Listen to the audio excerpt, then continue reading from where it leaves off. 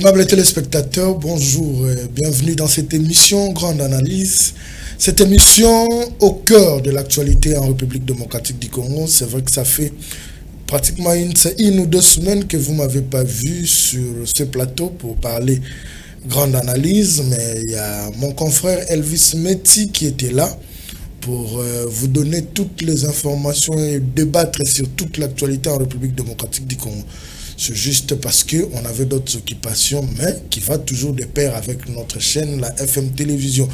Bon début de semaine, vous nous suivez de partout à travers la République démocratique du Congo. Vous êtes dans le Congo central, précisément dans la cité qui m'a vu naître, la cité de Lukala. Vous êtes à Goma, dans le Nord Kivu. Vous êtes à Kikwit, vous êtes dans le Grand Bandundu, vous êtes partout à travers la République démocratique du Congo. Et pourquoi pas, c'est que nous suivent partout à travers le monde. Je vois mes amis qui sont du côté de Paris. Il y a mon frère Eblé Mantuidi qui a toujours l'habitude de me suivre parce qu'à chaque fois qu'il me suit, il commente toujours. Et puis il y a une sœur qui me suit souvent ici à Kinshasa. Elle s'appelle Déborah. Ses intimes l'appellent Kataleya.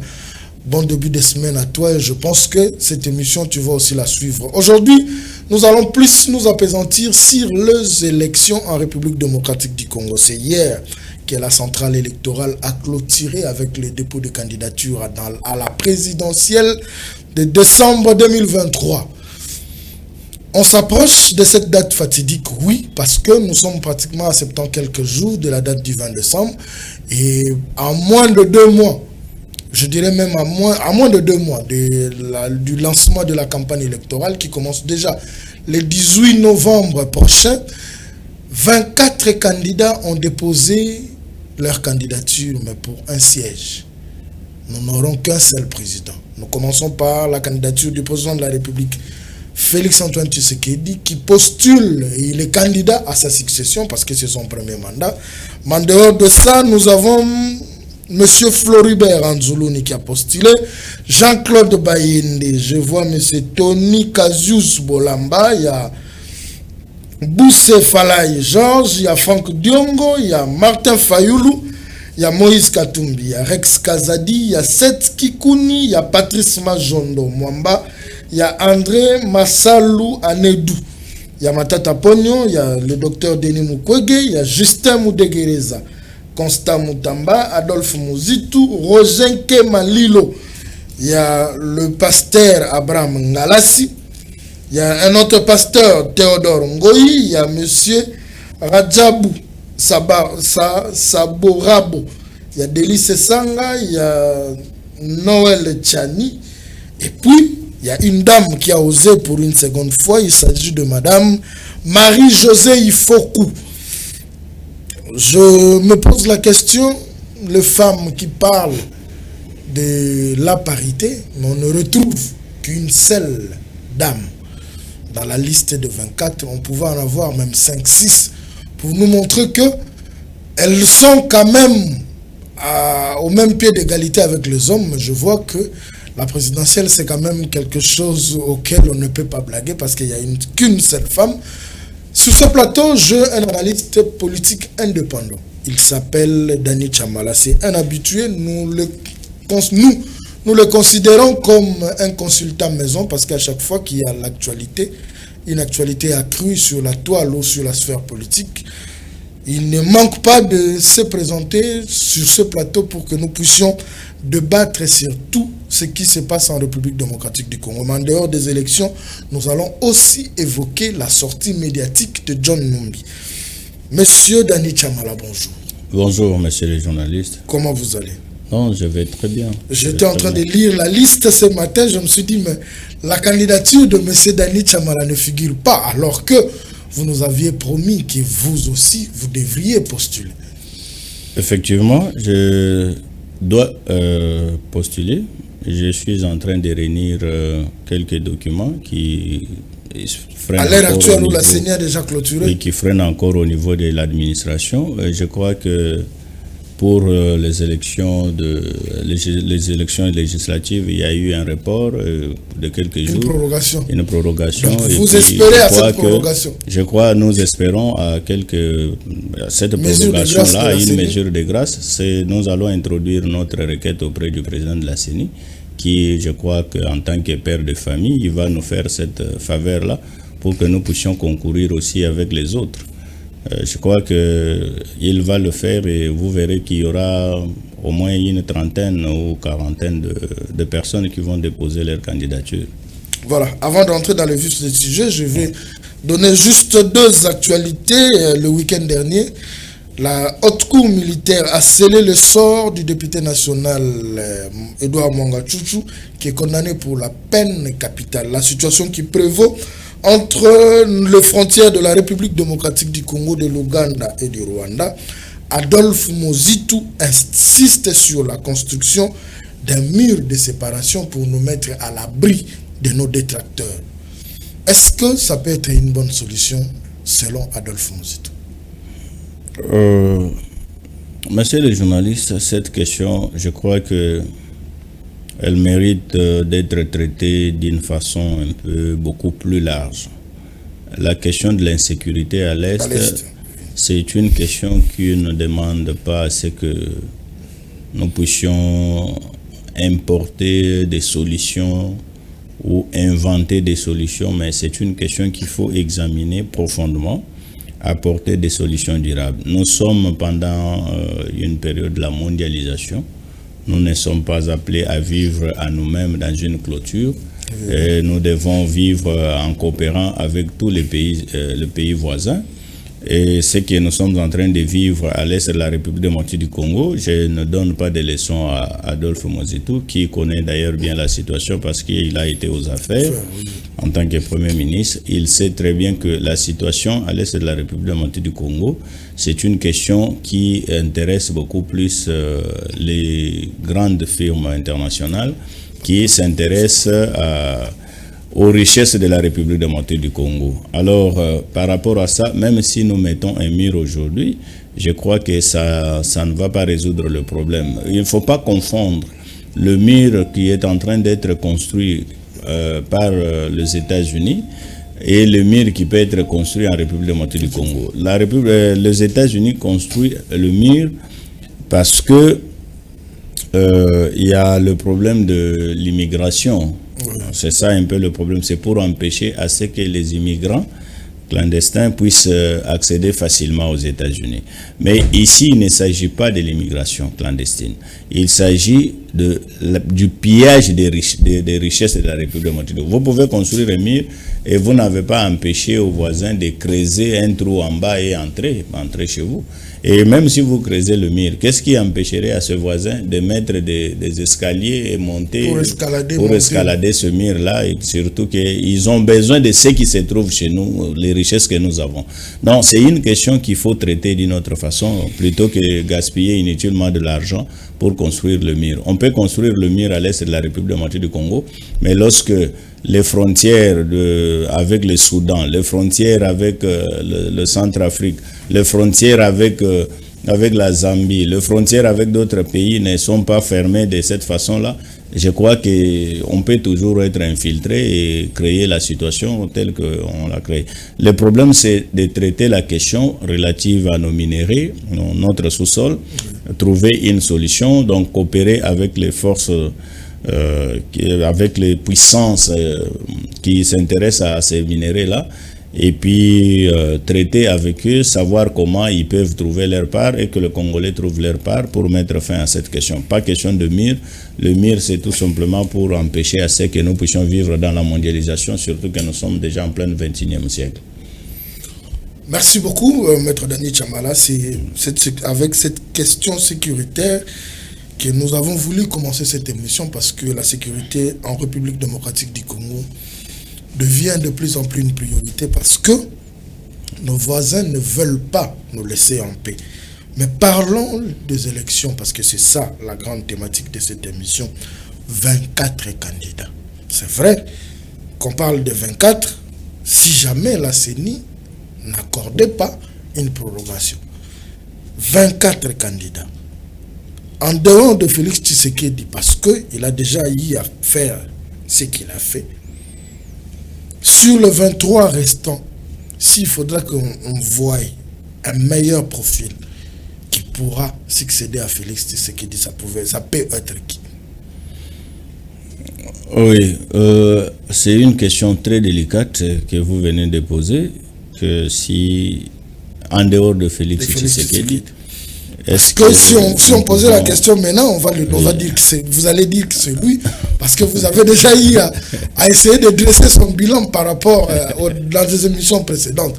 Oui. Mais si on pouvait mettre entre parenthèses le président Félix Tshisekedi, le 23 restant, le meilleur profil serait celui de quel candidat?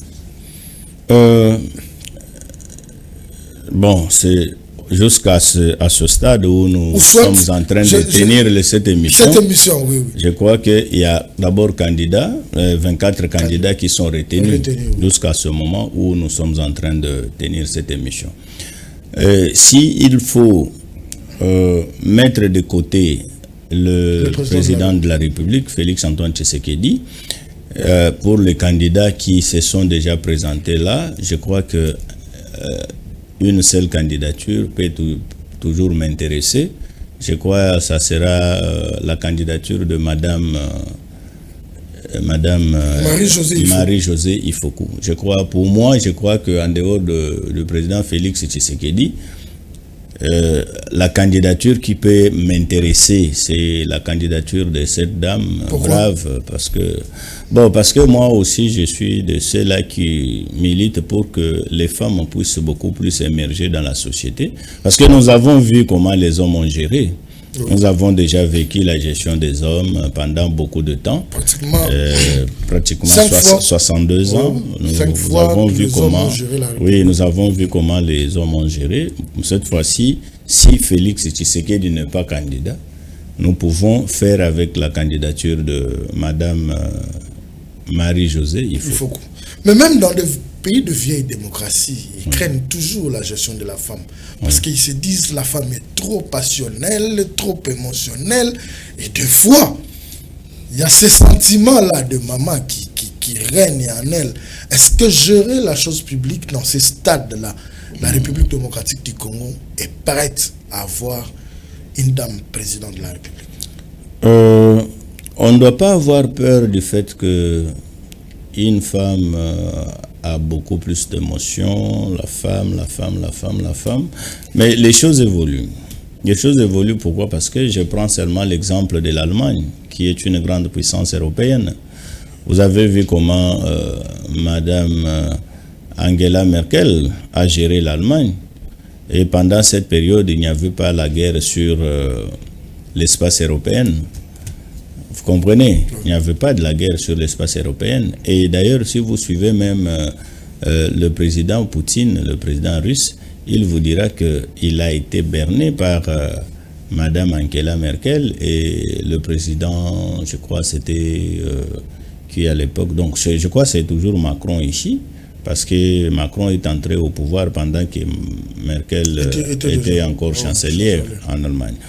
C'est pour vous dire que la femme peut toujours faire quelque chose qui peut aussi intéresser les gens, peut aussi faire des choses qui peuvent nous ramener un peu à un certain niveau. Mais je me dis, parce que la question est claire, qu'en dehors du président Félix Tshisekedi, qu'il y a une dynamique mise en place que j'apprécie d'ailleurs, si on pouvait compter aussi, je crois qu'après Félix Tshisekedi, nous pouvons soutenir la candidature de Madame Marie-Josée, tout simplement parce que, vous savez, j'ai déjà suivi cette dame parler, j'ai déjà suivi cette dame proposer, j'ai déjà suivi cette dame discuter politique de la République démocratique du Congo. Et vous allez suivre depuis l'élection du président Félix Tshisekedi, cette dame est cohérente dans ses propos et dans ses prises de position. Elle est vraiment cohérente. Vous comprenez? Elle est vraiment cohérente. Et avec ça, sur le plan politique, vous trouvez que c'est une personne qui ne vient pas faire le populisme, qui n'est pas venu pour chercher à se faire une place dans la classe politique congolaise, mais elle a au moins des idées à donner. Parce que j'ai déjà suivi cette dame proposer des choses.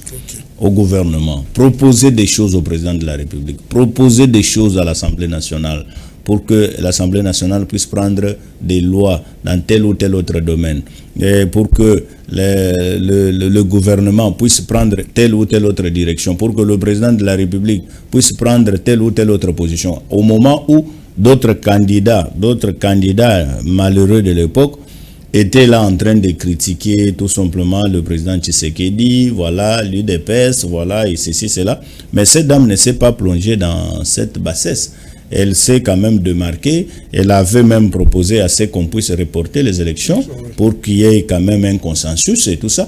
Et pendant ce moment-là, tout le monde était contre elle. Vous comprenez? Tout le monde était monté au créneau. Non, elle est en train de rouler pour Tshisekedi, elle veut un glissement et tout ça.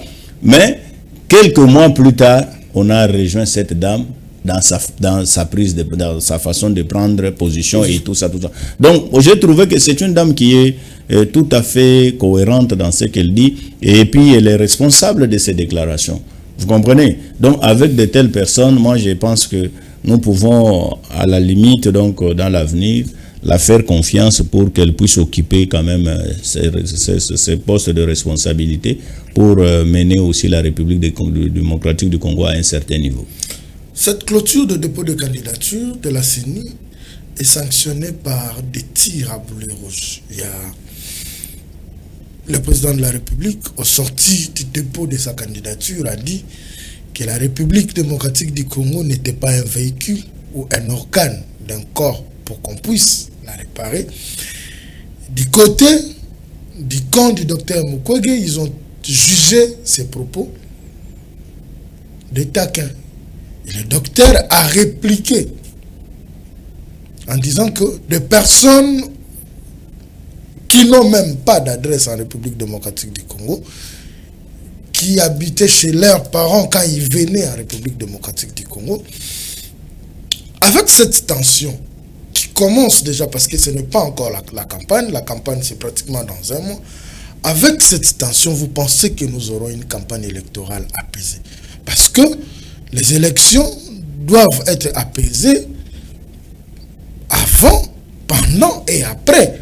Or, avant déjà, une fois nous avons parlé de ça, nous avons dit que cette pré-campagne était un peu agitée. Mais aujourd'hui, quand des candidats déjà se tirent à balles réelles comme ça, parce que du côté du camp Katumbi aussi, ils avaient attaqué le président de la République, candidat à sa propre succession.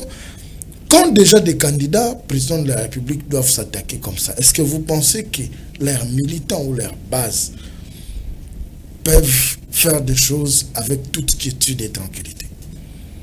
Merci beaucoup, messieurs les journalistes, pour cette question-là. Je vais d'entrée de jeu, parce que je vais essayer un peu de parler un peu plus sur cette question. Oui. Mais d'entrée de jeu, je vous dirais que en politique, il n'y a pas de cadeau.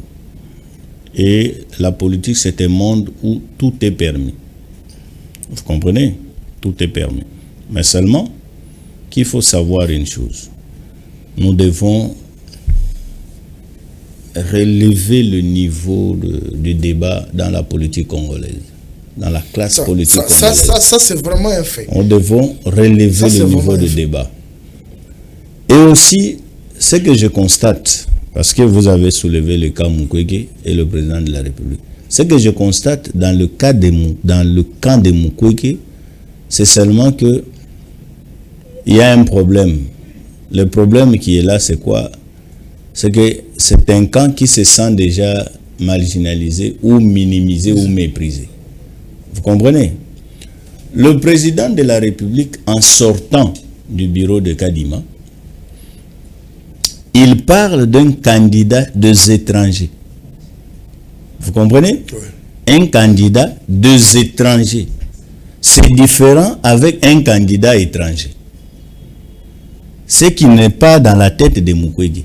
Suivez la réponse de Mukwege. Mukwege répond comme un candidat étranger. Il faut d'abord commencer par comprendre ce que l'autre a dit avant de répliquer. Parce que vous risquez de faire croire au monde que la personne concernée c'était toi alors que ce n'était pas toi qui étais concernés dans ces propos-là. Le président de la République parle d'un candidat des étrangers, c'est-à-dire le candidat qui est soutenu par les Occidentaux. Vous comprenez? Et lorsqu'il parle, c'est que c'est lui qui se sent mauvais. C'est mouche. C'est-à-dire, comme les Kinois disent que les banga babouaki na molili. Ce qui au kangi, c'est que ezuyo. C'est-à-dire, Mukwege dit aux Congolais que c'est moi qui suis le candidat des étrangers. Parce que le président de la République n'a pas parlé d'un étranger. Il a parlé de candidat. Le candidat qui a déposé sa candidature, c'est-à-dire qu'il est Congolais. Mais le président avertit déjà le Congolais en tant que candidat président aussi, pour dire que attention pour le candidat des étrangers. C'est-à-dire que il y a deux candidats qui sont préparés à partir de l'étranger, qui viendra ici et il va commencer à tenir tel ou tel autre discours. Mais sachez que ces discours-là, c'est pour la consommation des étrangers. Vous comprenez un peu? Mais je m'étonne que Mukwege puisse répliquer. Et en répliquant même, il va aller trop bas dans ce qu'il est en train de dire, aller jusqu'à tel point de dire que non, voilà, il y a d'autres qui n'avaient même pas d'adresse. Quand ils venaient ici, ils habitaient chez leurs parents. Et je suis étonné. Je suis étonné d'entendre de tels discours dans la bouche de ceux qui doivent gérer la République démocratique du Congo. S'il faut tenir des discours, vous savez, nous devons avoir un certain comportement et un certain niveau, de telle sorte que certains propos, vous trouvez que ces propos-là sont trop bas, vous ne pouvez pas aller jusqu'à répondre à de tels propos. Vous comprenez? Quand vous dites que non, il y a des gens qui n'avaient pas d'adresse à Kinshasa et qui venaient, qui habitaient chez leurs parents. Mais c'est parce qu'ils avaient des parents et ces parents-là étaient capables d'avoir une adresse. Vous comprenez? Et aussi, il faut aussi savoir que la personne qui n'avait pas d'adresse, là, peut-être il a l'âge de votre enfant. Vous comprenez? Quand il est aussi parent, il a déjà aussi son adresse. Vous comprenez un peu? Quand vous prenez l'âge de Mukwege et l'âge de Tshisekedi, ils n'ont pas le même âge. Vous verrez que Mukwege là doit avoir l'âge de Tshisekedi père. Vous comprenez un peu? C'est-à-dire qu'à l'âge de Mukwege, s'il est en train de discuter sur les adresses à Kinshasa, pour avoir l'adresse, il faut avoir combien? Si vous avez $1000, vous avez une adresse à Kinshasa. Peut-être c'est que Mukwege ne connaît pas. C'est-à-dire qu'à l'époque, Félix Tshisekedi ne pouvait pas avoir $1000 pour acheter un terrain à Maluku, acheter un terrain à Bibwa, acheter un terrain à Mitendi, pour avoir une adresse. Et l'adresse, c'est pas seulement à Gombe. L'adresse, c'est pas seulement à Gombe. Mais si vous arrivez sur le boulevard du 30 juin à Gombe, vous trouverez, au moins, allez vérifier au niveau du cadastre, vous trouverez au moins, il y a des parcelles qui portent le nom de Tshisekedi sur le boulevard du 30 juin, avant que le président Tshisekedi soit président de la République. Ce n'est pas une famille de minables, ça, il doit le savoir. Et ici, il faut discuter politique. Il ne faut pas aller toucher à des choses ayant trait au matériel. Parce que le matériel, il y a des gens qui ont des adresses ici à Kinshasa que Mukwege n'a jamais eu, alors qu'ils n'ont pas réparé aussi les femmes comme Mukwege le fait. Le président de la République dit ceci. La République démocratique du Congo n'est pas un camion qu'on doit réparer. Est-ce que vous comprenez? Comprenez les choses dans ce sens-là, que ce n'est pas un camion qu'on doit réparer, ou le corps humain qu'on doit réparer les organes. Rencontrez-lui sur ces pistes-là pour dire que non, voilà, la République démocratique du Congo, c'est un corps humain, ou la République démocratique du Congo, c'est un camion qu'on doit changer des pièces, qu'on doit faire ceci. Il veut dire ceci, que la République démocratique du Congo, c'est un pays, un grand pays, qui, au fait, pour la gérer, il faut avoir une bonne analyse des choses. Vous comprenez? Et aussi, lorsque vous êtes dans votre domaine de journalisme, dans votre domaine de droit, dans votre domaine de médecine et autres, ne pensez pas que la République démocratique du Congo a seulement des problèmes en matière de la santé. La République démocratique du Congo a des problèmes dans plusieurs domaines. Donc, il faut maîtriser ce méandre-là pour gérer la République démocratique du Congo. C'est ça ce que le président de la République a dit. Une certaine opinion pense que le président de la République a manqué l'occasion de cette ère parce que déjà il avait prouvé à la face du monde que c'était lui le chouchou de la population parce qu'il y avait une marée humaine sur le boulevard du 30 juin. Est-ce qu'il devait quand même faire une déclaration? Surtout que il reste encore le président de la République. Une certaine opinion a pensé que le président de la République ne devait même pas faire une interview ou parler, parce que c'est dire aller toujours donner de la matière à ses détracteurs. Merci beaucoup, monsieur le journaliste. C'est une coutume électorale. Lorsqu'un candidat dépose sa candidature, en sortant de ce bureau-là, il doit faire une déclaration. C'est une coutume électorale. Ce n'est pas une loi, c'est une coutume. Il fait une déclaration. Et cette déclaration faite par lui, il donne déjà l'idée de ce qui sera sa campagne. Vous comprenez? De ce qui sera sa vision pour la mandature pour laquelle il a postulé. Vous comprenez? Il n'a pas parlé que de réparer les camions ou réparer le corps humain. Il a parlé de beaucoup de choses là. Il a parlé des trois lettres qui constituent la République démocratique du Congo. Mais les gens n'ont pas compris ça. Les gens n'ont pas... Parce que c'est là même que je comprends la base de sa campagne, c'est sur la RDC. Vous comprenez? Révolution, développement, et la lettre C, il avait dit si c'était quoi, si je ne m'abuse pas. Il a parlé de ça. Donc c'est tout le monde qui dépose sa candidature, en sortant, il doit faire une déclaration. Et le président de la République n'est pas parti déposer sa candidature en sa casquette du président de la République. Il est allé déposer sa candidature avec sa casquette de candidat président de la République. Il ne pouvait pas échapper à cette règle. Si vous allez même dans cette logique-là, j'ai lu quelque part dans les nets, oui, il est parti en tant que candidat, mais comment est-ce qu'il peut se déplacer avec les charrois de l'État? Parce qu'il va comme candidat, alors qu'il a ses véhicules à lui, il pouvait prendre ses véhicules à lui, mais à quel amoutuka ya l'État foutez les sous va carburant, alors qu'à qui qu'on déposé en tant que candidat dans l'élection. Oui, jusqu'à ce qu'il y aura un président qui va prêter serment, jusqu'à ce qu'il y aura un président qui prêtera serment. Donc, il continue à jouir toujours de ses privilèges en tant que président de la République. Jusqu'à les jours de la prestation de serment. Vous avez vu lorsqu'il a fait la remise et reprise avec Joseph Kabila. Joseph Kabila est venu toujours avec sa garde républicaine et le char automobile que la République lui avait doté en tant que président de la République. Donc, jusqu'à ces jours-là, il va continuer toujours à utiliser ses gardes, les chars automobiles, et tout ça. Personne ne peut lui empêcher et personne ne peut lui reprocher de ça. Et même quand il va quitter l'endroit où il y aura remise et reprise, il va retourner toujours avec ses gardes, avec les chars automobiles. Ce sont des choses qui vont se régler après. Vous comprenez? Pour le moment, il n'a plus le droit de prendre le transport comme tout le monde, comme tous les candidats. Non. Ou de louer un véhicule. Parce qu'il y a des candidats qui ont loué des véhicules pour aller déposer la candidature. Ça c'est encore un autre problème. Donc il ne pouvait pas payer une caution de 160 millions de francs et pour venir déposer la candidature, vous devez aller faire la location d'un véhicule. Moi je trouve que c'est... Oui, parce qu'il y a des candidats qui ne restent pas en République démocratique du Congo, qui sont venus uniquement pour déposer leur candidature et puis à la fin ils vont retourner. À la fin, ils vont... Non, en fait, monsieur le journaliste, ce que vous devez savoir, c'est que vous avez 24 candidats. Ah oui. Et tous ces 24 candidats ne pensent pas qu'ils sont venus pour battre campagne et gagner les élections. La plupart sont partis là-bas pour se faire connaître, que la République démocratique du Congo puisse parler aussi de lui.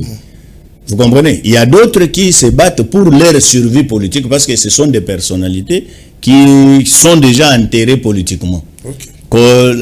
Donc l'actualité ne parle pas d'eux. Vous comprenez? Maintenant, pour que l'actualité puisse un peu s'intéresser à eux, ils sont allés à la CENI parce que là, c'est tout le monde qui va voir que tel est parti et tel est parti. Vous verrez, il y a même des candidats qui ne battront même pas campagne. Et d'ailleurs, le chef de l'État a aussi parlé par rapport à ça. Il a dit, lorsqu'ils recevront le mot d'ordre, ces candidats-là, lorsqu'ils recevront le mot d'ordre, ils se mettront maintenant ensemble. Mais comme il n'y a pas encore mot d'ordre jusqu'à présent, et chacun est en train de se rechercher, ils sont allés en ordre dispersé. Lorsqu'ils recevront le mot d'ordre, vous entendrez d'autres parler. Moi, je soutiens tel. Moi, je soutiens tel. Je désiste au profit de tel. Ça va se passer de cette façon-là. Ils ne sont pas venus tous pour gérer ou pour gagner les élections. C'est juste pour leur survie politique ou qu'on continue à parler de leur nom. Parce que si vous regardez les visages qui sont là, il y a d'autres qui reviennent. Il y a d'autres qui sont là depuis 2006. Oui. Ils étaient candidats depuis 2006, 2011, 2018, 2024. Ils n'ont jamais réalisé même 1 million de voix, mais ils sont là toujours. Ce n'est pas qu'ils pensent que cette fois-ci, ils vont le faire. Vous avez vu même lorsqu'il faut aller déposer la candidature. Ils sont allés avec combien de personnes pour déposer leur candidature?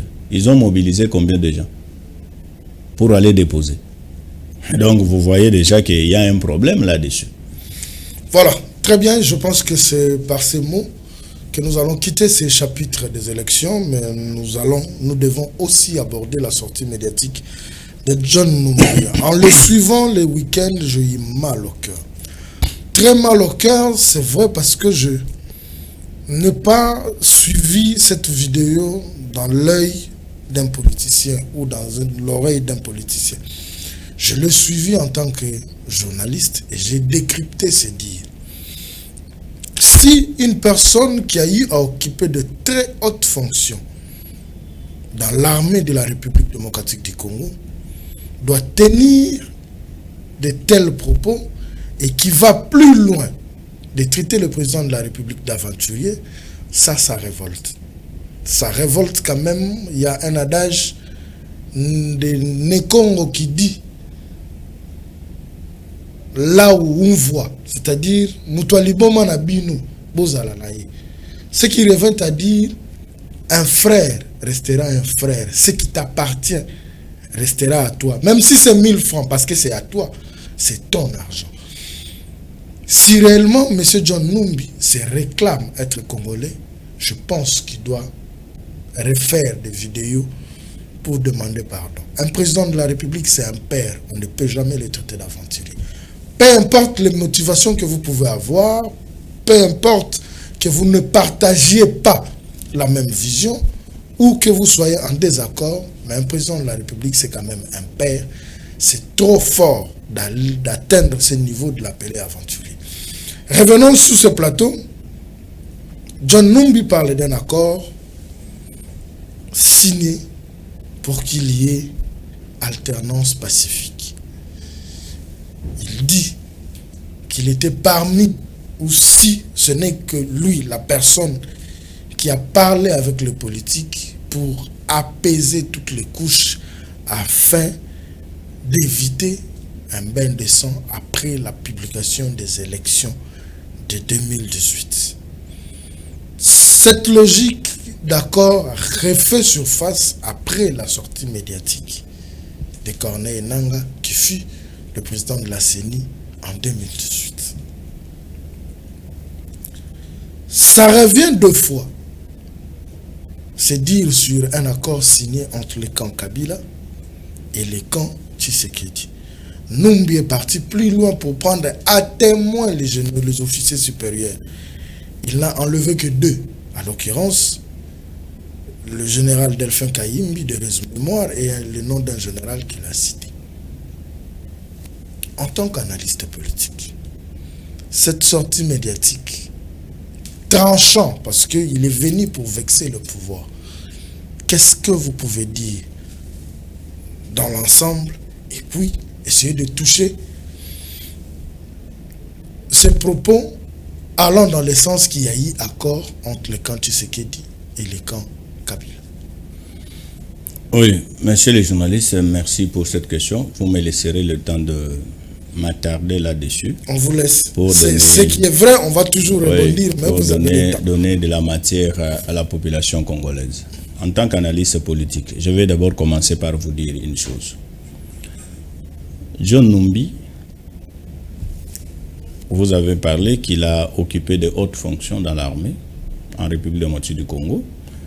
Mais je vais vous dire que si il fallait parler d'une passation du pouvoir pacifique, ce n'est pas avec John Numbi qu'on allait discuter de questions de passation pacifique du pouvoir, parce que John Numbi, de par sa nature, il n'a jamais été pacifique. Ça, il faut le savoir.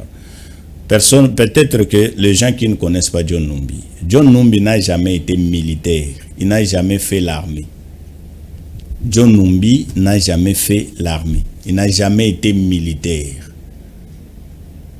John Numbi est parmi les jeunes de l'Iferi. Et l'Iferi, c'est un mouvement de Katangé qui avait chassé le Kassaïen du Katanga après la conférence nationale souveraine.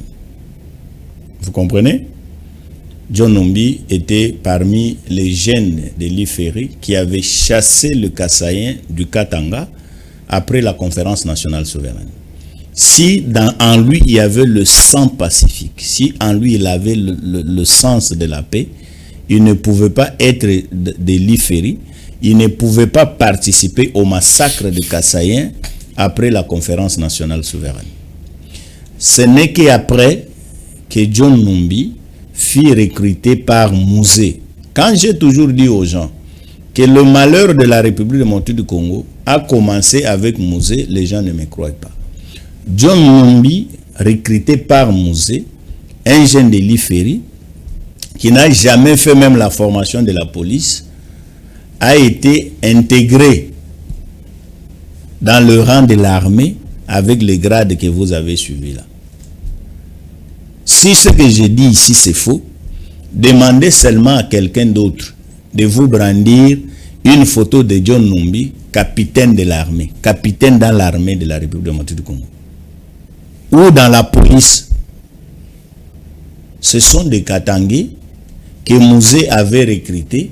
Il leur a donné des postes de responsabilité parce que ce sont ses frères Katangais. Vous comprenez? Et parce que Mouzé, quand il est venu avec la rébellion pour renverser le pouvoir de Mobutu. Il devrait y avoir autant de voyous tout autour de lui. Ce n'est pas que John Numbi avait fait une armée, et John Numbi avait une qualification dans l'armée. Il a fait la formation de l'armée dans quel pays ou dans quel centre de formation. Alors, John Numbi ne pouvait pas, d'ailleurs dès le départ, participer à des négociations de paix, parce que lui d'abord n'est pas pacifiste. Vous vous rappellerez le massacre de Bundu Dia Congo. Vous vous rappellerez du massacre de Bundu Dia Congo. Si John Numbi était quelqu'un qui cherchait la paix, qui voulait à ce que des choses se passent d'une manière pacifique, il ne pouvait pas massacrer les Bundu Dia Congo. John Numbi, s'il était quelqu'un de la paix, il ne pouvait pas assassiner Tchebeya dans ses installations lorsqu'il était le numéro 1 de la police congolaise. Vous vous rappellerez de tout ça. John Numbi, s'il était pacifiste, on ne pouvait pas retrouver les corps dans ses congélateurs à lui, ici à Kinshasa. On ne pouvait pas retrouver les corps. Celui-là ne peut pas vous parler de la paix et dire quoi que ce soit, non. Et je reviens maintenant à ce qui concerne les accords. Oui, les accords. Les accords dont il est question. Je crois que après les élections en République démocratique du Congo, comme les élections se passent, il y a toujours un gagnant, il y a toujours un perdant.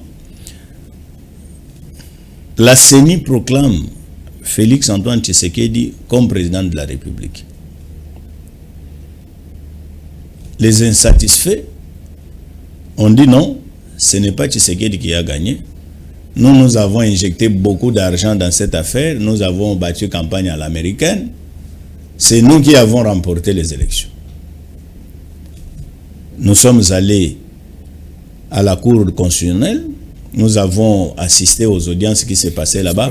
Finalement, la Cour constitutionnelle confirme Félix Antoine Tshisekedi Tshilombo comme gagnant de ces élections-là, et aujourd'hui il est président de la République.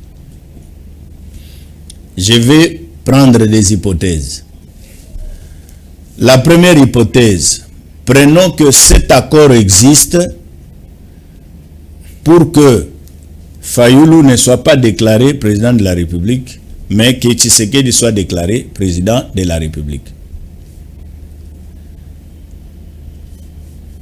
Quel est l'intérêt qu'avait John Numbi de donner le pouvoir à Tshisekedi et pas à Fayoulou, parce que c'est lui le donneur du pouvoir. Quel est l'intérêt que lui avait de donner le pouvoir à Tshisekedi qui n'a pas gagné au détriment de Fayoulou qui avait gagné les élections? Il avait quel intérêt? C'est-à-dire que John Numbi n'avait pas l'amour de la population, n'avait pas l'intérêt de la population, ne voyait pas l'intérêt de la population. Il voyait quel intérêt, lui, John Numbi, lorsqu'il donnait le pouvoir à Tshisekedi au lieu de donner à Fayoulou qui avait gagné, d'après lui. Il avait quel intérêt? Et Tshisekedi a géré ce pouvoir-là pendant 5 ans. C'est maintenant que John Numbi se réveille pour dire à la population que non, ce n'est pas Tshisekedi qui avait gagné, mais c'est nous qui avons donné ce pouvoir à Tshisekedi sur base de ce que nous avons signé comme accord. Est-ce que vous trouvez qu'une telle personne est sérieuse? Mais quand il dit que l'heure est grave, nous devons aller à une transition, mais sans Félix Tshisekedi. Voilà, l'heure est grave, nous devons aller à une transition sans Félix Tshisekedi. C'est la personne qui a confectionné, qui a construit les monstres et qui sait comment. Voilà, mais c'est ça. Mais c'est ça. Moi, je suis en train de dire seulement que si c'est... Parce que là, il s'est dit, c'est lui qui a construit les monstres. C'est-à-dire, c'est lui le faiseur du roi. C'est lui qui a donné le pouvoir à Félix Tshisekedi. Et c'est lui qui sait comment il va enlever Félix Tshisekedi au pouvoir. Mais pourquoi il doit appeler les compatriotes congolais que lui a trahi par cet accord-là? Parce que cet accord-là, si il existe, c'est un accord qui a trahi la volonté de la population. Vous comprenez? Quand il a signé cet accord, il n'avait pas associé la population à cet accord-là. Mais pour maintenant faire partir Tshisekedi, pourquoi il doit associer la population? Quand il est allé pour signer l'accord, il n'a pas appelé la population. Il n'a pas fait une vidéo pour dire que non, voilà la vidéo que je suis en train de faire ici. Je vais aller donner le pouvoir à Félix Tshisekedi parce que c'est moi, John Numbi, qui détient le pouvoir. Je donne maintenant à Félix Tshisekedi. Il n'a pas fait une vidéo. Mais lorsqu'il faut maintenant faire partir Tshisekedi, pourquoi il doit faire une vidéo? Pourquoi il doit faire une vidéo? Et lorsqu'il donnait le pouvoir à Félix Tshisekedi, il était ici à Kinshasa. Parce qu'il semble qu'il est allé donner le pouvoir à Kingakati. Il est allé donner à Félix Tshisekedi le pouvoir à Kingakati. Kingakati se trouve ici à Kinshasa. Mais pourquoi maintenant, lorsqu'il doit récupérer son pouvoir qu'il avait donné à Tshisekedi, il doit se retrouver à l'extérieur du pays? Toi, le faiseur du monstre, votre monstre que vous avez fait est là. Maintenant, pour le faire partir, vous devez être à l'extérieur. Vous voyez comment les gens essayent de jouer avec la psychologie des Congolais, chercher à créer des problèmes entre les Congolais. Je vous assure, mon frère, que Nanga était dans cette même logique. Pour dire aux gens que non, comme c'est moi qui avais organisé les élections, j'étais le président de la CENI, ce que je vais dire aux gens, les gens croiront que c'est la vérité. Il fait une déclaration, quelques temps après, on le reçoit sur un plateau de télévision, il dit, moi je ne connais pas d'autres accords en dehors de l'accord de gestion qui a été signé après publication des résultats parce que le président Tshisekedi n'avait pas la majorité au Parlement. Il sort du pays lorsqu'il a eu des problèmes avec le carré minier qui lui avait été attribué à titre de si c'est de quoi vers l'est de la République démocratique du Congo, où il n'avait aucun titre, aucun document. L'État récupère le carré minier, il va aller voir Kabouya de l'IDPS pour qu'il puisse intervenir auprès du président de la République, qu'on lui restitue le carré minier. Vous êtes sûr de ça? Je suis sûr de ce que je suis en train de dire. Même s'il a un enfant ici en République démocratique du Congo, ou un porte-parole, ou qui que ce soit, qu'il passe sur votre plateau de télévision, je vais prendre les déclarations de Kabouya qui lui avait reçu chez lui à la maison avec sa femme pour discuter sur la question de carré minier qui lui avait été ravi. Nanga, insatisfait de cette affaire, il va fuir le pays et aller faire maintenant des déclarations à l'extérieur du pays. Mais vous, les faiseurs du roi, vous, les donneurs de leçons, pourquoi vous fuyez votre monstre que vous avez fabriqué? Vous devez être en République démocratique du Congo, dire à la population cette vérité que vous détenez. Et je vais vous dire quelque chose. Oui, la population doit prendre ces gens-là comme des aventuriers. Tous ces gens qui parlent de ces accords-là, on doit les prendre comme des aventuriers. J'ai vu sur le net, on est en train de balancer une vidéo qui montre le président Tshisekedi avec Kamere en train de parler sur les accords. Vraiment, on dit non, voilà, ils sont à Kingakachi en train de discuter. Alors que cette interview-là est en train de se passer concernant les accords IDPS et l'UNC par rapport à la gestion du pays pendant 10 ans. Mais on dit non, ça c'était à Kingakachi. Mais à Kingakachi, pourquoi on ne montre même pas le visage de John Numbi? Parce que lui était là, c'est lui qui donnait. Pourquoi on ne montre même pas le visage de Corneille Nangaa? Parce que c'est lui qui donnait le pouvoir. Maintenant, entre Corneille Nangaa, John Numbi et les autres, qui est le donneur du pouvoir? Voilà, merci beaucoup. C'est vraiment regrettable lorsque les gens continuent à discuter sur cette question. Voilà, merci beaucoup. Je pense que c'est sur ces mots de notre invité que nous allons mettre un point final à cette émission d'aujourd'hui. Mais je pense que ce que je peux dire, ça c'est ma pensée à moi. Les choses qui touchent la République ne doivent pas être gérées avec, je dirais, un peu de légèreté. Parce que je reste dans ma peau de journaliste à entendre John Numbi. Je me dis qu'il faudra qu'il y ait une réplique, et une réplique sévère du gouvernement. Nous sommes aujourd'hui pratiquement à 48 heures de ces déclarations. Et avec la vitesse de la technologie aujourd'hui, ce n'est que cette vidéo qui fait que circuler sur la toile. Et la République doit réagir. Je demande à ce que le ministre de la Communication réagisse. Parce qu'on ne peut pas accepter. C'est vrai que sur le plan interne, si on peut minimiser, mais sur le plan extérieur ou le plan international, ça touche, ça porte atteinte quand même à la République. Qu'un officier supérieur, c'est vrai qu'il n'est plus en République démocratique du Congo, qui se trouve là où il est, puisse toucher la République jusqu'à ce point et parler en mal du président de la République, aller plus loin jusqu'à les traiter d'aventuriers. En Congolais, je pense que nous, ça nous dérange et il faudrait que les gouvernements puissent répliquer. Merci à vous tous qui nous avez suivis pendant cette émission. Vous qui nous prenez en cours, vous pouvez aller nous suivre sur YouTube, Fondation Maloa Télévision.